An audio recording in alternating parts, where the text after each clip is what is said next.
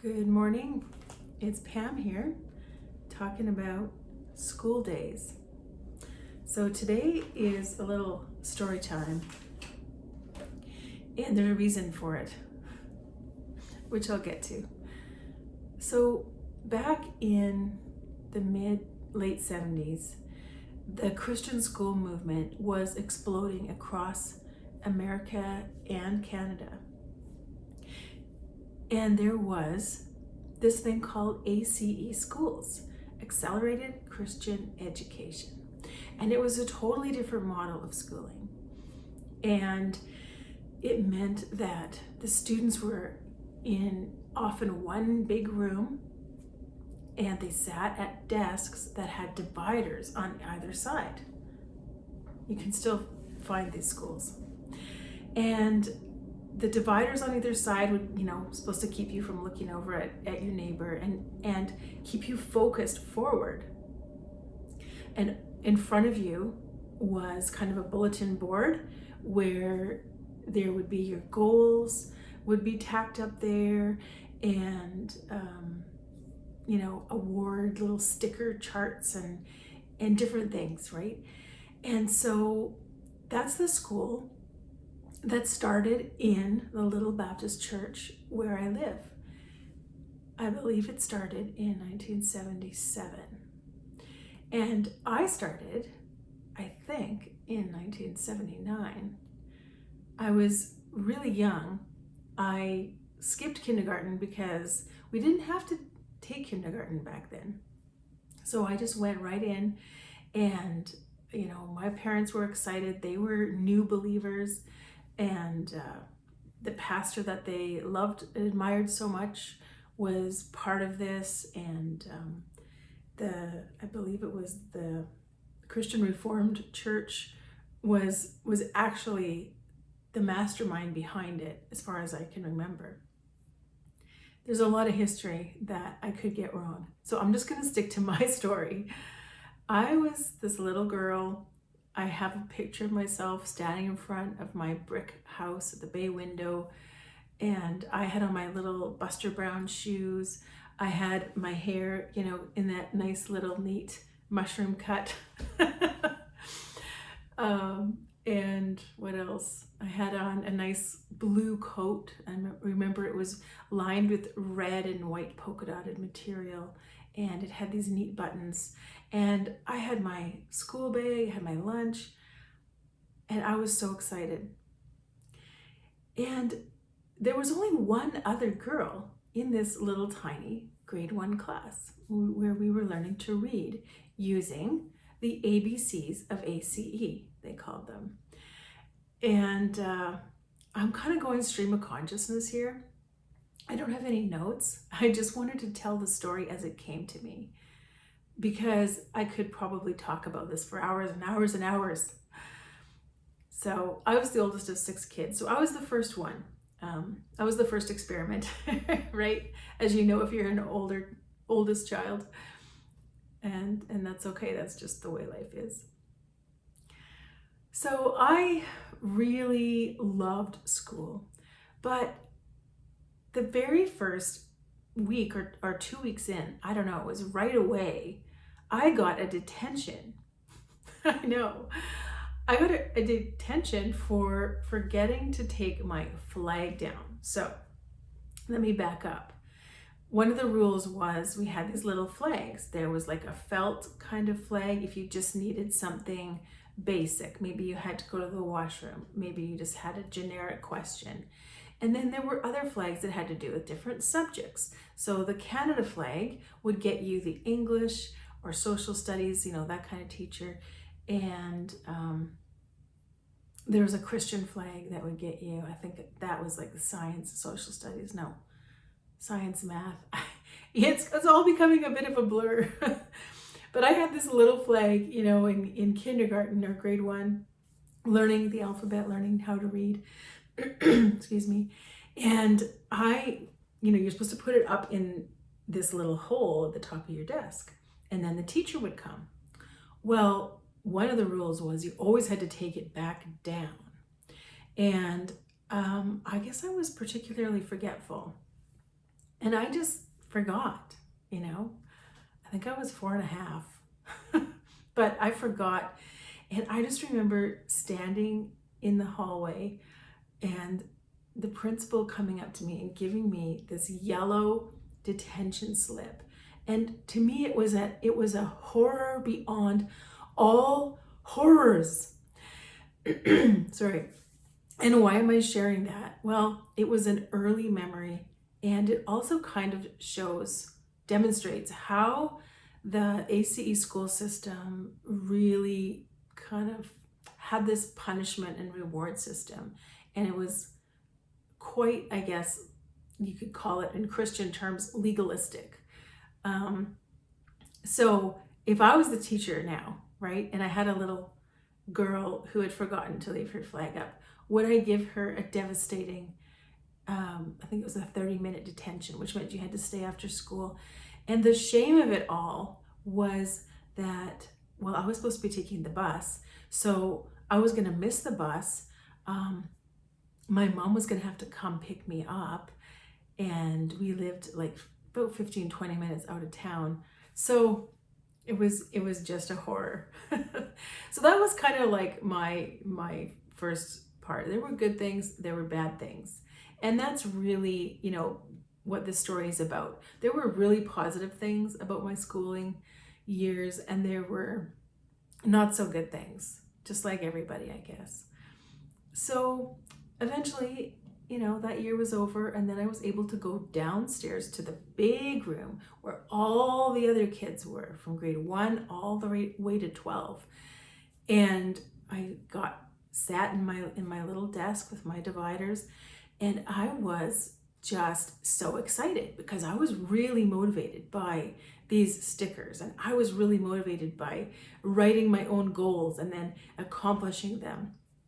And I was really motivated by the teacher's praise or, things like that. Well, there was a lot that happened that year. And at the end of that year, I believe my best little buddy, the girl who was in the grade 1 class with me, she moved away. Her dad was the principal. So now we had a new principal, and my good friend had moved away.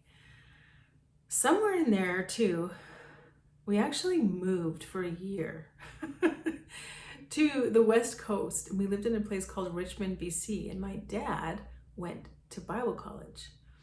And that's a whole nother story. And that I went to a big Christian school then. And I honestly can't remember exactly what grade I was in at the time, but it was somewhere in the early ones. But where am I going with this? Well, one of the things about these A.C.E. schools is instead of facing the teacher and getting direct instruction, you would learn from, and if any of you've been in this, you're going to laugh because you know how hard this is to explain. But there are these little booklets called PACEs, and they're about 8 by 11. They had a front cover, and you would do them. They were kind of like disposable workbooks, right? And there was science, math, English, word building, and social studies. Those were the 5. And so you would work through those, and you try to get through them, so many pages a day in each one. And that was your day's work. And then you would set a goal when you were going to take the pretest. And then if you passed the pretest with over 80%, then you could take the actual test. And then if you passed that with 80%, then you could go on to the next pace. And so you just kind of flowed through. And in the A.C.E. school system, it was really influenced by Bill Gothard. It was really influenced by American nationalism and Christian nationalism. And so as a Canadian kid, sometimes it was really confusing because I learned all about the American history, the ins and outs of everything United States before I learned Canadian history. I don't think we started on Canadian history till maybe grade 5 or 6. Yeah. And then they had created a whole, grouping of Canadian content paces to kind of take over. And I remember the Canadian ones were not as exciting. They had like these boring covers. They didn't have pictures. They didn't have the cartoons. So here's the other thing about the A.C.E. schools. In each of these paces, there were these little cartoon strips every once in a while. And when you got a new pace, that was like the first thing. You were so excited to see what the little comic strip was going to be about. And there were all these characters that you learned about. There was A.C. or Ace and Christy and Pudge and Racer and and so the kind of star of the comics was A.C. or Ace, some people would call him. And he lived in like this perfect little family. I think his sister's name was Christy or Sandy or something like that. I forget. But they had like the perfect white nuclear family. And they had everything. They had like a perfect life. And they always went to church, and they always had their Bibles, and they always dressed well, and they had a nice house. And you just kind of picked up on this, like, as a kid, that, the good Christian people looked this way. And then there was, Racer, and there was Pudge, and Pudge was a fat kid, and he had a single mom, and he wasn't very smart. And then Racer, I think was he the bad guy, or there was another guy that was like the bad guy? But basically everybody else, there was one like black boy as well. I think his name was Booker. And I think there was a black girl eventually too, but it's all a bit of a blur. If you know what I'm talking about, then you know how hard it is to kind of, it's been a lot of years. So my education was this A.C.E. schooling up until grade 7. And then we homeschooled for 2 years. And that's a whole nother story, okay? But basically at the end of it, or towards the end of it, I begged my mom and dad in tears. I went to them. It was like an intervention, and I was intervening for myself. And I said, I have to go back to school. I have no friends. I'm falling behind, because I knew where my friends were at. And I knew that during the homeschooling years that I had somehow slipped behind. And sure enough, they let me go back to school. So grade 9, I was back in this school, this A.C.E. school. And I had slipped behind, and I had to work really, really hard to catch up. And then in, I think, grade 11, they started to adopt the provincial general curriculum in some ways, in some aspects. So I got a little bit of that.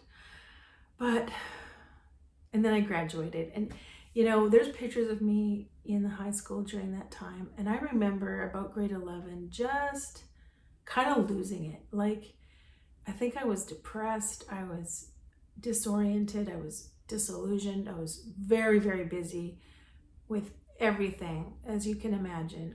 We had chores to do. I looked after my brothers and sisters a lot. I took piano lessons at a fairly high level and voice lessons. I also had theory lessons. And I was in sports, like, even though we didn't have like real sports. So I felt really overwhelmed. And there are some pictures of me, like I was saying, at that time, and you can just see I have this kind of glare, this kind of baleful look in my eyes, like, who are you looking at? Get out of my face. Quite a bit of teenage angst. And I was putting on a good show. I was winning the awards, and I hated winning the awards, because then my friends, the few friends that I had, didn't like me even more, and I had a hard time keeping friends as it was. So, sorry, I don't know why I have a frog in my throat, but apparently I do. So, yeah, I graduated from that system, and there were only 3 people in my graduating class, and I was the valedictorian. And of course, they didn't really like me for that either, but I had the highest grades. I didn't really want to be the valedictorian, but that's what it was. So I just remember not wanting to go to my graduation, even though I'd had this beautiful pink dress made by a local seamstress who I'm still friends with to this day. Hey, Donna. And she had made this beautiful pink satin grad dress for me according to my very specific specifications. It wasn't all terrible. There were lots of bright things, but I think when I look back, I just remember how miserable I was a lot of the time, and I had no way to give voice to it. So it's kind of like that part of me wants to give voice to it now. And then I gotta speed this up, but to skip ahead, I went to university far away, went to Bible college, and then in my 3rd year, I actually came back because I was really burnt out. I came back and I needed a break. Well, what I ended up doing is substitute teaching at the school for 3 or 4 months, full time, for I think they paid me $50 a day. And so I was part of the school then. When we moved back to this area, I taught at the school. I taught preschool there in 2006, and then I taught high school there from 2008 till 2013, I think. And anyway, then we moved and I taught somewhere else. Years go by, yada, yada, yada. Comes back to 2023, and we moved back to this area. I got a job at the same school, teaching high school. And everything had changed a lot. I had changed a lot. The students had changed a lot. And I just survived 1 year, basically. And so why am I telling this story today? Well, what I'm trying to work through is I've been asked to be on a committee to celebrate the school's 50th anniversary. And, because I've been part of it as a student for so many years, from almost the very beginning, graduated from there, taught there 3 different times. My siblings went there. My mother was on the school board for a long time. I was actually on the school board for a year too. Anyway, I just don't want to do it. I don't think it matters. I'm like, we celebrate 50th anniversaries for weddings, right? Anniversaries, that's important. People are important, but there's no one really left from those early days, hardly at all. And especially no one that's involved now.